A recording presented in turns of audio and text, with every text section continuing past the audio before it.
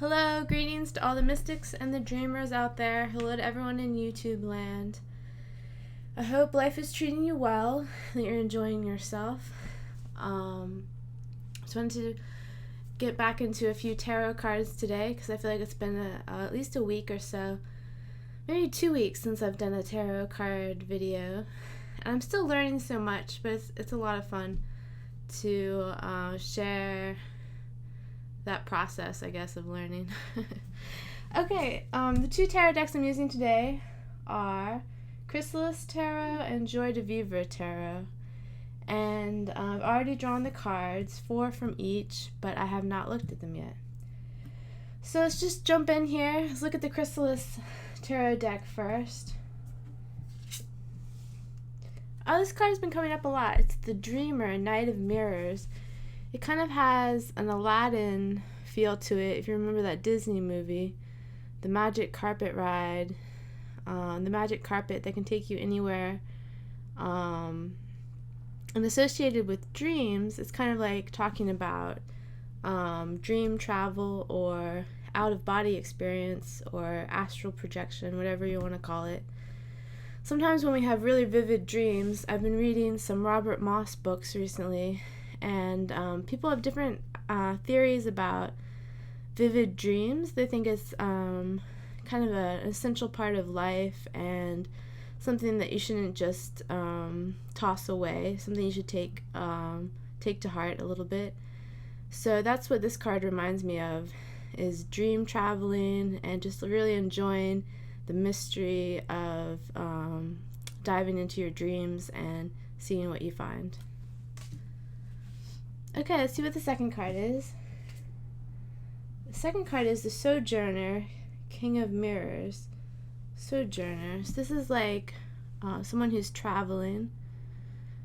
Maybe going on a type of pilgrimage. Maybe journeying to find something. I've never gotten this card before, so this is kind of interesting. This could be a reminder to keep a steady pace in life, be at ease and relaxed as much as you can, because life is, there's always that metaphor of life as a journey, because everything is changing at different points. So this is a good card to remind us to pace ourselves on the journey. Let's see what the third card is. The third card is 5 of Spirals. This epic image of the dragon with the spirals of fire. I really like to use the dragon as a positive image for visualization. For instance, I imagine sometimes that if I'm doing some type of visualization journey, I can imagine that a dragon is a healing ally, that the dragon is a creature who can lend a fire or a mist that is healing. So that's something you can possibly play around with in your own visualizations. Dragons, very powerful, very strong image.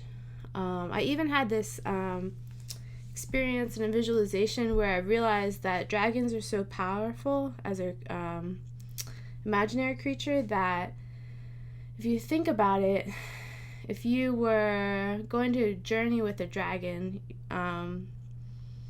in this visualization, okay, you're going to take a journey, you're going to let the dragon guide you. I noticed that the dragon wasn't moving, everything was moving around us. That's how powerful the dragons are, that they don't have to journey in the same way that humans do, if that makes sense. It was like everything was transitioning and transforming around the dragon, because the dragon has so much powerful imagery and powerful spiritual knowledge, and just really cool. I don't know. There's actually some books about dragons by DJ Conway. I think that's by Llewellyn Publishing. So I recommend looking up more about dragons as a powerful image to do a visualization with. Very, very cool. The fourth card is the Star. And if you follow me on Instagram, you'll notice that I already drew the Star in a different deck. The Paulina Tarot was earlier today. They're depicted different ways, but as I said on my Instagram post this morning, I don't know the traditional meaning of the star. I'll have to look that up sometime. But I know it's very positive. And so this morning when I drew the star, I was saying that it reminded me of beauty and magic and renewal. And here it kind of looks like a magical or spiritual gift is being given through the stars somehow. Seems like there's kind of a goddess or some type of deity above, and she is giving some type of gift. I'm not sure what the horses would represent. Horses could represent the four directions, possibly, or something like that. So a lot of imagery in this card that could be taken in different directions.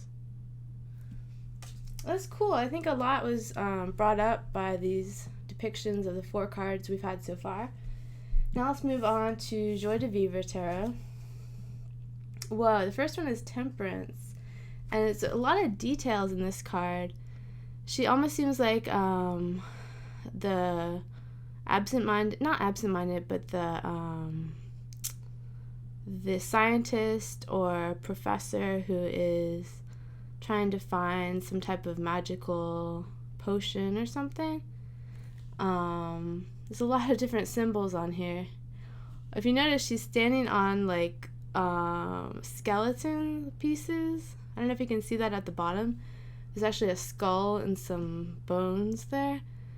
This is kind of like dabbling in things that are a little bit overwhelming. I feel like the character in this card is interested in just diving into a little bit of everything and seeing what kind of personal power that brings, but it's kind of a weird look in her eyes. So I don't know, it's kind of like this would be a good character for some type of fantastical novel.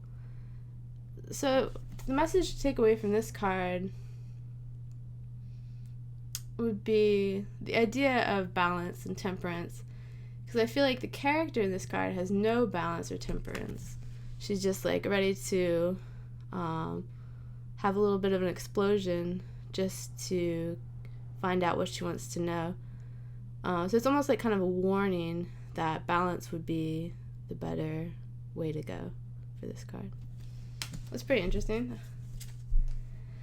Next one, Eight of Wands. This is the Astronaut. This is pretty whimsical, pretty cute. It's like a mouse astronaut standing on top of a rocket ship. There's some like aliens there by his feet. Eight of Wands. This is about soaring to new heights and trying to find that kind of mystical journey that you're looking for. Trying to find that new planet and a new star system, since it's an astronaut. It's pretty cool. I'm kind of interested to see what the last two cards will be. I feel like we've gotten like a huge array of cards here. This one is Three of Wands. I can't really tell what she's doing. Three of Wands, let's see. It's like everything's a little twisted. Because you see there's like kind of a twisted part at the bottom. Everything's a little twisted. This could be about having a lot of decisions to make, and you kind of get turned around about it because you can think of a lot of pros and cons, but you can't quite decide what to do. So, looking at the cards we've had so far already, you could take a dose of wisdom from these two cards about setting your sights on something specific and about having balance, and apply that to all of your decision making.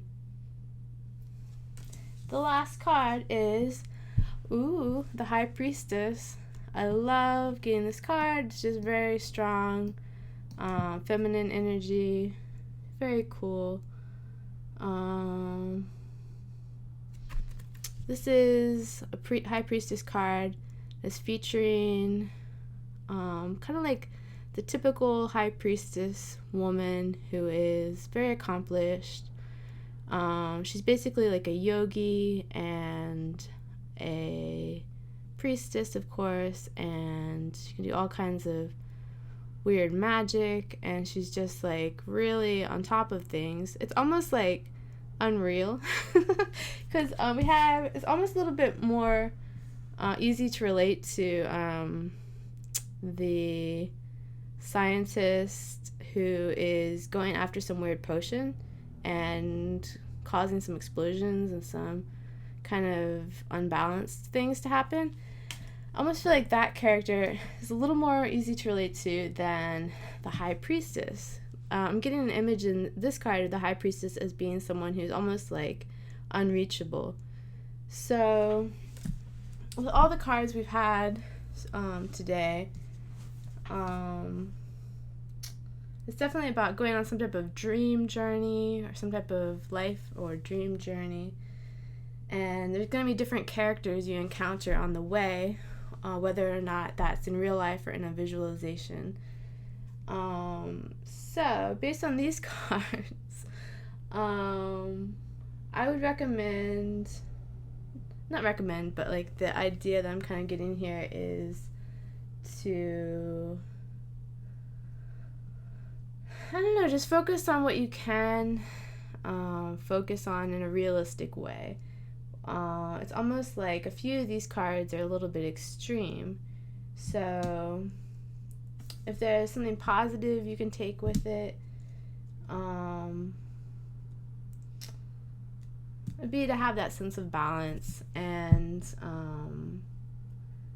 have a sense of joy in your journey and a sense of balance. And don't worry about getting to some end result. Because in a lot of ways, depending on what your belief system is, in a lot of ways, life is kind of everlasting. And when you get to the end of something, it's the beginning of something else. So I just feel like we shouldn't be brokenhearted about not being the typical High Priestess, and instead we should just be kind of awe-inspired by the journey that we're on. So that's what I got from these cards. Thank you for tuning in. I really appreciate it, and I will see you next time.